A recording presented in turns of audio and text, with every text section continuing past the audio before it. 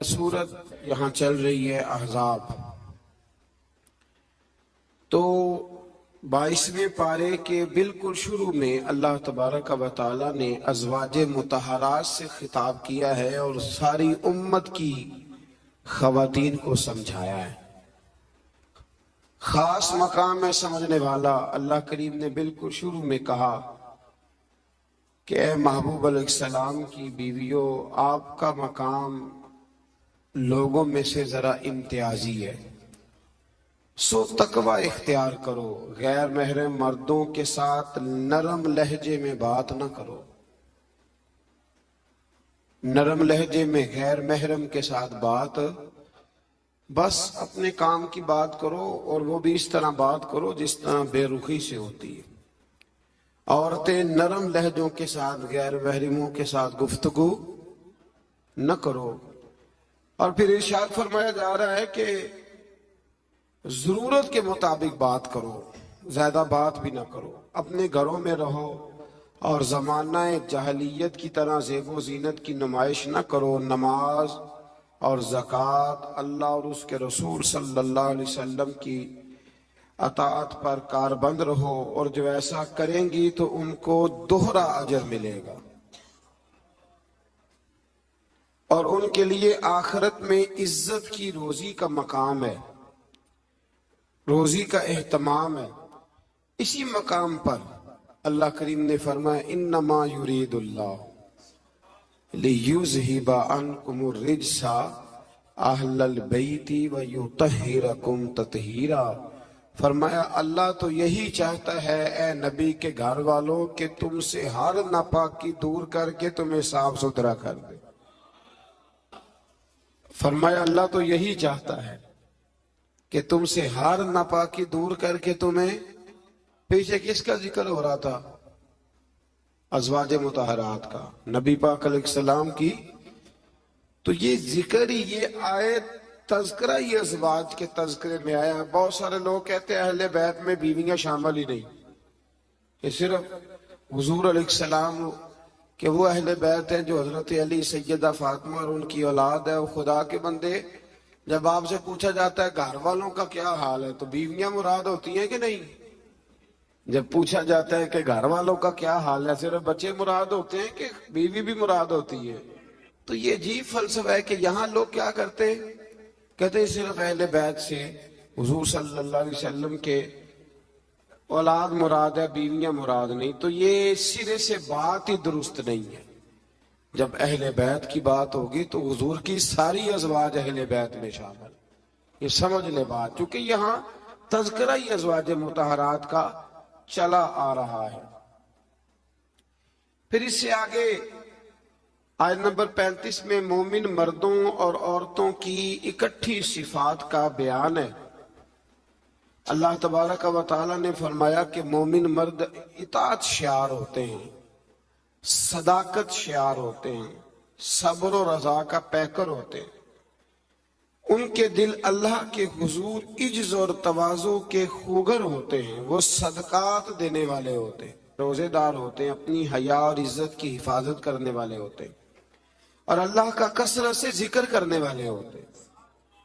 और उनके लिए अल्लाह ने बख्शीश और अजरे अजीम की नेमतें तैयार की हुई।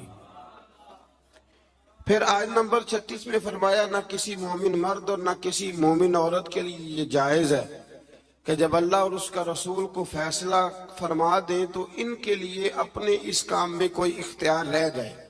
इस आयत की थोड़ी तफसीर जरूरी है, इसकी थोड़ी तफसीर कर देता हूं। हुआ ये था कि नबी करीम अलैहिस्सलातु वस्सलाम ने अपने एक गुलाम के साथ अपनी एक अजीजा जो हुजूर की रिश्तेदार बनती थी, हजरत ज़ैनब बिनते जहश, उनका निकाह करना चाहा, पैगाम में निकाह भेजा। उन्होंने कहा जी हम कुरैशी खानदान से हैं और ये गुलाम है तो इसको कैसे रिश्ता दे दे। हालांकि हुजूर ने पैगाम भेजा था, इतने बड़े हम हो के तो एक गुलाम को रिश्ता दे दे। तो अल्लाह ने हुक्म दे दिया, फरमाया जब रब रसूल हुक्म दे तो तुम्हें इख्तियार ही कोई नहीं।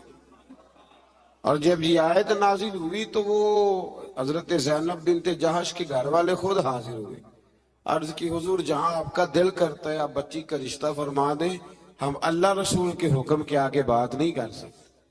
آج بھی آپ دیکھ لیں، برادری پہلے اور دین معاذ اللہ بعد میں۔ برادری پہلے، بھائی شادی پہ کوئی بےہودہ حرکت نہ کرنا تو کہتے میری برادری نہیں مانتی۔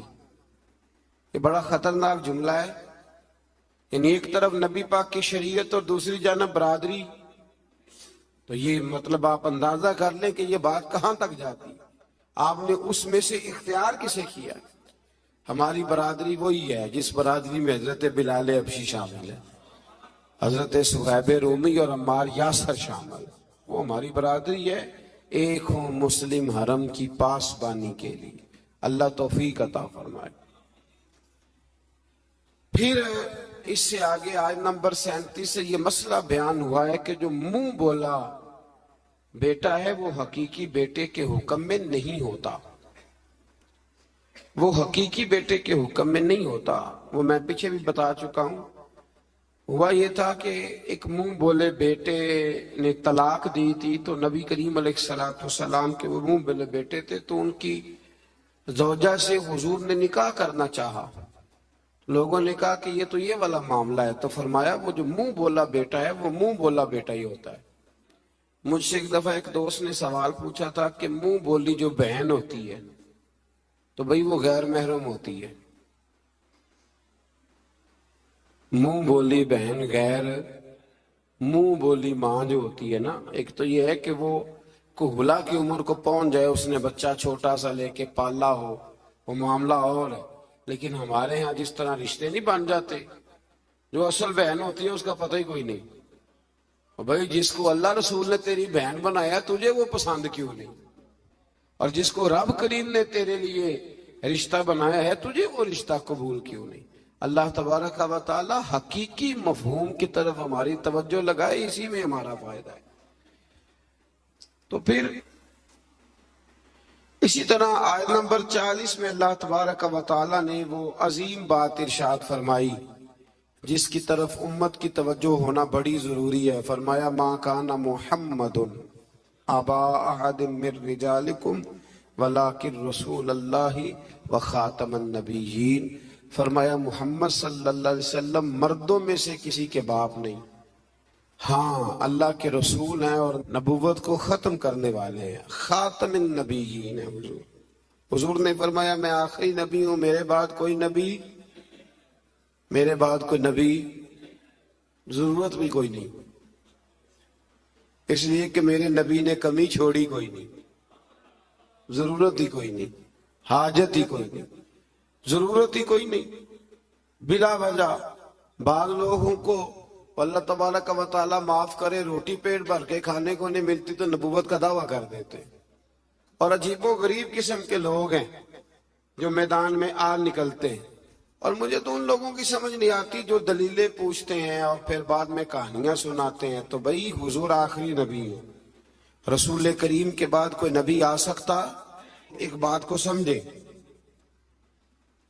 حضور کا تاج ہے ختم نبوت، یہ نبی پاک کی نشست ہے ختم نبوت، یعنی نبی ختم ہو گئے تو آخری نشست پہ حضور بیٹھے ہیں۔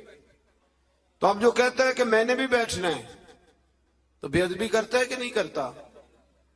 اس لیے قادیانی اتنے برے ہیں، ان سے مسلمان اس لیے بیزار رہتے ہیں کہ وہ بہت بڑی بے ادبی کرتے ہیں۔ وہ نبی کریم علیہ السلام کے بعد کسی کو ذلی اور کسی کو بروزی نبی مانتے ہیں۔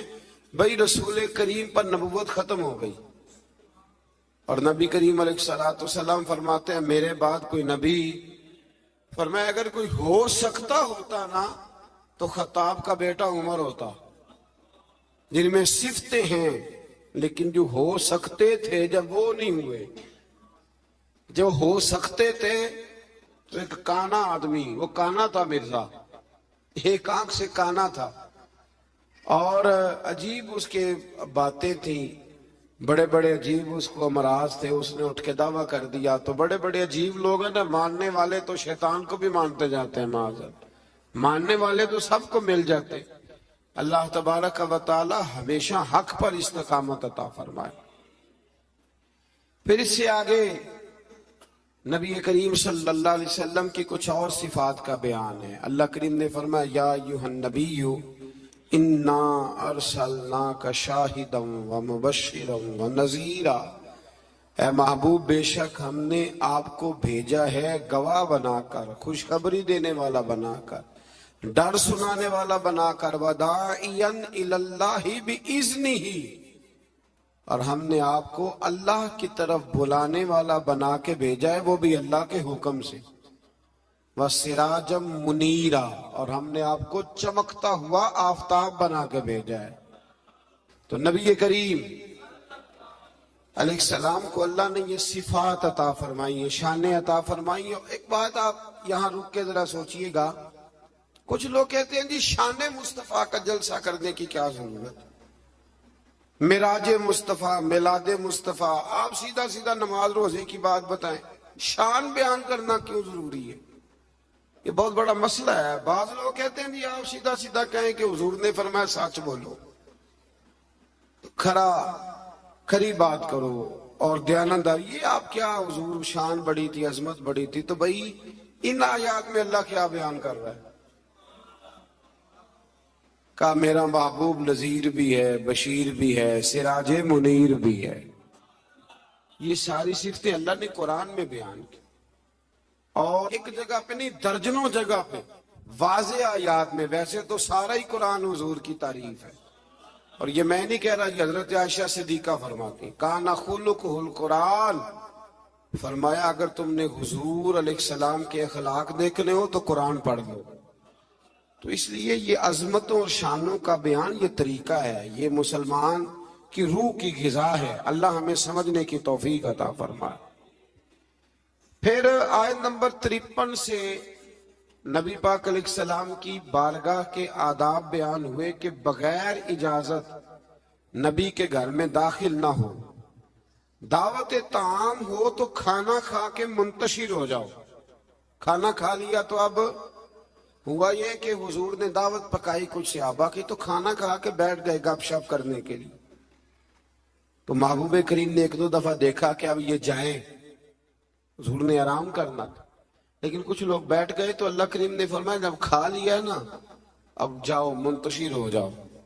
گویا رب کریم اپنے محبوب کے دربار کے آداب بیان فرماتا ہے، اللہ بیان فرماتا ہے۔ اللہ اکبر۔ نبی کی بیویوں سے کوئی چیز مانگو تو پردے کے پیچھے سے مانگو۔ نبی کی بیویوں سے آپ کی رحلت کے بعد دائمی طور پر مسلمانوں کا نکاح ممنوع ہے۔ اپنے کسی بھی عمل سے اللہ اور اس کے رسول صلی اللہ علیہ وسلم کو تکلیف نہ دو۔ آیت نمبر 9 سے 13 تک ایک بار پھر اللہ تعالیٰ کی قدرت کے تحت بارش کے نظام کا ذکر ہے۔ انسان کو اس کے جوہر تخلیق کی طرف متوجہ کیا گیا تاکہ سرکشی کا شکار نہ ہو، اور وہ یہ کہ مادہ کے پیٹ میں حمل کو بھی اللہ جانتا ہے، اور یہ کہ کس کی عمر میں درازی ہے یا کس کی عمر میں کمی ہے، وہ سب اللہ نے کتاب تقدیر میں لکھ دیا ہے۔ آیت نمبر 12 سے فرمایا کہ میٹھے اور کھارے پانی کے سمندر برابر نہیں ہوتے، میٹھے اور کھارے پانی کے سمندر برابر نہیں ہوتے، لیکن فرمایا سب سمندروں سے تمہیں مچھلی کا تازہ گوشت ملتا ہے، پانی جیسا بھی ہو، اور تم ان سے پہننے کے زیور بھی نکالتے ہو، اور کشتیاں پانی کو چیرتی ہوئی چلی جاتی ہیں۔ نظام لیل و نہار اور شمس و قمر اسی کے حکم کے تابع ہیں، اسی کے حکم کے۔ یہ چاند سورج اگر کسی انسان کے قبضے میں ہوتے تو کب سے اختلاف ہو گیا ہوتا، کوئی کہتا ادھر سے نکل، کوئی کہتا کم از کم جو حکومت بدلتی وہ تو ضرور بدلتی ایک دفعہ، یہ پچھلے لایا ہے لہذا معاذ اللہ ہم نہیں چلنے دیں گے۔ تو اللہ نے فرمایا یہ اللہ کے تابع ہے، رات دن کا آنا بھی اللہ کے، اور نظام شمس و قمر بھی اللہ کے۔ آیت نمبر 18 میں بتایا کہ کوئی بوجھ اٹھانے والا دوسرے کا بوجھ نہیں اٹھائے گا، یعنی ہر ایک کو اپنے اپنے عمل کا جواب دینا ہوگا۔ اور جو تزکیہ اور تقوی اختیار کرے گا تو اس کا فائدہ اسی کو پہنچے گا۔ پھر فرمایا اندھا اور دیکھنے والا، ظلمت اور نور، سایہ اور دھوپ، زندہ اور مردہ لوگ برابر ہو سکتے نہیں۔ یہاں کفار اور منکرین کو اندھے، ظلمت، دھوپ اور مردے سے تشبیہ دی گئی، اور گویا اللہ کریم نے اہل ایمان کو آنکھوں والا کہا، نور والا کہا، سائے والا کہا، اور فرمایا یہ ہیں وہ جو زندہ ہیں۔ کافر زندہ رہ کے بھی زندہ، اقبال نے کہا تھا زندگی زندہ دلی کا نام ہے، اور مردہ دل کیا خاک جیا کرتے، تو دل زندہ ہو تو پھر ہر شے۔ ایک دانشور کا ایک قول ہے، وہ کہا کرتے تھے رشتے احساس کے ہوتے، رشتے اور احساس نہ ہو تو پھر رشتے بھی۔ اب کو پتہ ہے نا، بہن کا اگر خیال آ گیا تو پھر بہن ہے، لیکن اگر بھائی کہے کہ نہیں جی میرے بہنوئی نے ضائع بڑے کیے ہیں پیسے، وہ تو سارا اس خاندان کو چلا جائے گا تو میں بہن کے بچوں سے، تو یہ احساس ختم ہو گیا۔ تو فرمایا کہ یہ زندہ رہتا ہے، جو مومن ہوتا ہے، مومن زندہ ہوتا ہے، کافر مردہ ہوتا ہے، اس لیے کہ اس کا دل مردہ ہوتا ہے۔ اللہ تعالیٰ نے ان آیات میں یہ بھی بتایا کہ حجت الہیہ قائم کرنے کے لیے ہر قوم کی طرف نذیر یعنی روشن دلائل اور الہامی کتابیں دے کے نبی اور رسول بھیجے گئے، لیکن ہر دور میں پیغام حق کو جھٹلانے والے موجود رہے۔ آیت نمبر 27 میں فرمایا کہ ایک پانی سے مختلف رنگوں کے پھلوں، ایک ہی پہاڑی سلسلے سے مختلف رنگوں کے پہاڑ، ایک نوع انسانی سے مختلف رنگوں کے لوگ، اور چار پایوں اور جانوروں کو مختلف رنگوں میں پیدا کرنا، یہ اللہ تعالیٰ کی وحدانیت کی دلیل ہے۔ ایک باپ کے چار بیٹے ہوتے ہیں، چاروں کی شکلیں علیحدہ ہوتی ہیں، یہ نہ مسل پہ غور نہیں نہ کرتے، ورنہ فوراً بندہ کیا اٹھتا ہے کہ سبحان اللہ و بحمدہ، سبحان اللہ۔ آپ غور کریں، ہر بندے یہ چیزیں لوگ بناتے ہیں نا جی، اس میں اتنی ڈال دو، اس میں اتنی ڈال دو، اتنی، تو ایک طرح کی چیزیں بنتی جاتی ہیں، ایک کی طرح۔ کوئی بھی چیز جو انسان بناتا ہے، چمچ ہے، برتن ہے، تو ایک ہی طرح کا بناتا ہے۔ اللہ کریم کی تخلیق کا کمال یہ ہے کہ ناک ہر بندے کی ایک ہے، آنکھیں دو ہیں، کان دو، ہونٹ سب کے ہیں نا، اور چہرے مختلف ہیں۔ سمجھتے ہیں آپ بات؟ یعنی وہی چیزیں اللہ تعالیٰ نے دیں جو سب کو دیں، پر اس کے باوجود چہرے مختلف ہیں، تو ماننا پڑے گا کہ جو بنانے والا ہے وہ بڑی شان والا ہے، جو بنانے والا ہے وہ بڑی شانوں والا ہے، جو وہ بنا سکتا ہے دوسرا کوئی نہیں بنا سکتا۔ آیت نمبر 28 میں بتایا کہ جو علماء ربانیین ہیں نا، ان کے دلوں میں اللہ کی خشیت ہوتی ہے۔ انما یخشی اللہ من عبادہ العلماء، یہ مسئلہ تھوڑا ضرور سن لیں۔ فرمایا اللہ کے بندوں میں سے اللہ سے وہ ڈرتے ہیں جن کے پاس علم ہے۔ ایک لفظ کبھی کبھی ہم کہتے ہیں، لڑائی ہو جائے نا تو کہتے ہیں تو میں نے جانتا نہیں، اس کا کیا مطلب ہوتا ہے؟ تو میں نے کہتے ہیں نا کچھ لوگ، تو میں نے، اس کا کیا مطلب ہے؟ اس کا مطلب ہے کہ تو میرے سے لڑائی کر رہا ہے، تو میری طاقت نہیں جانتا، میرے تعلقات نہیں جانتا، یہ ترجمہ اس کا۔ تو میری دولت کو نہیں جانتا، میں کتنے لوگ میرے ہیں چاہنے والے، پیار کرنے والے، یا میرے خاندان والے، تو جان، یہ مطلب ہوتا ہے کہ تو مجھے جانتا۔ جو جانتا ہوتا ہے وہ ڈرتا ہے، جو نہیں جانتا وہ ایسی ہوتا ہے۔ جو بندہ رب کو جانتا نہیں نا وہ نہیں ڈرتا، اور جو جان لیتا ہے نا وہ ڈرتا ہے۔ پتہ چل جاتا ہے کتنی قدرتوں والا ہے۔ میرے رسول کریم علیہ السلام نے فرمایا میں تم سب سے بڑھ کر رب کو جانتا ہوں، اور میں تم سب سے زیادہ اللہ سے ڈرتا ہوں۔ اس لیے زیادہ باتیں کرنے والا عالم نہیں ہوتا، اللہ سے زیادہ ڈرنے والا عالم ہوتا ہے۔ جو بندہ کہتا ہے میں کسی کو بولنے ہی نہیں دیتا، میں بڑی کہانیاں سناتا ہوں، تو یہ علم کی علامت نہیں۔ انما یخشی اللہ من इबादह उलमा, अल्लाह के बंदों में से जो आलिम है वो अल्लाह से डरते हैं। अगर तू ज्यादा डरता है तो तू बड़ा आलिम है, अगर तू नहीं डरता फिर तू अनपढ़ है। ये तो अपने आप से पूछ ले।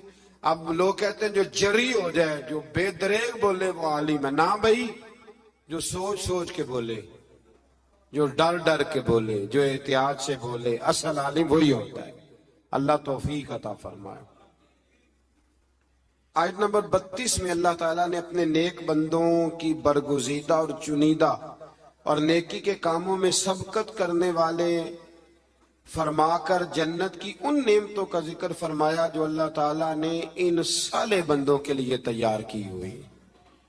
फिर आयत नंबर 40 में मुशरिकों के माबूदाने बातला का जिक्र है। आयत नंबर 41 से फरमाया कि अल्लाह ताला आसमानों और जमीनों को अपने मरकज से हटने नहीं देता, और अगर वो अपने मरकज से हट जाएं तो अल्लाह के सिवा कोई दोबारा उनको अपनी जगह पे कायम करने वाला नहीं है। आयत नंबर 45 में फरमाया कि अल्लाह ताला लोगों की बदआमालियों की वजह से उनकी गिरफ्त फरमाता तो रूए जमीन पर कोई जानदार जिंदा ना होता। अगर अल्लाह ताला लोगों के गुनाहों की वजह से उनको पकड़ता तो फिर कोई मौजूद, तो मर गए होते, सारे खत्म हो गए होते।